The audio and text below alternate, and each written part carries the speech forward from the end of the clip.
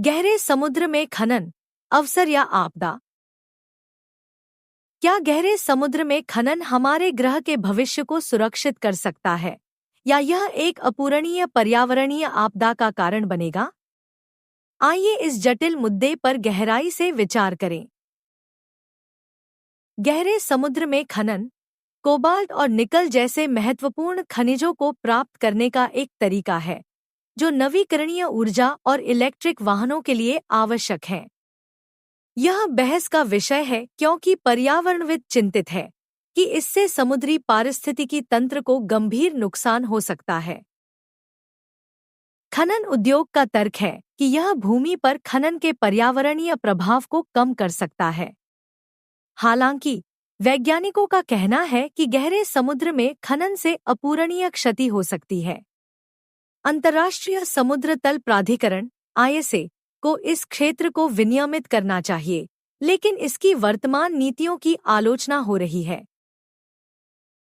यह एक नाजुक संतुलन है। हमें आर्थिक लाभ और पर्यावरण संरक्षण के बीच सावधानीपूर्वक निर्णय लेना होगा। कई वैज्ञानिक और संगठन खनन पर रोक लगाने की मांग कर रहे हैं, ताकि अधिक शोध किया जा सके। गहरे समुद्र में खनन पर अपनी राय व्यक्त करें, इस विषय पर और अधिक जानकारी प्राप्त करें और नीति निर्माताओं से पर्यावरण की रक्षा के लिए मजबूत नियम बनाने का आग्रह करें। गहरे समुद्र में खनन, अवसर या आपदा।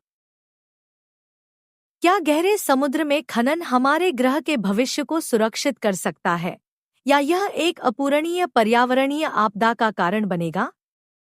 आइए इस जटिल मुद्दे पर गहराई से विचार करें।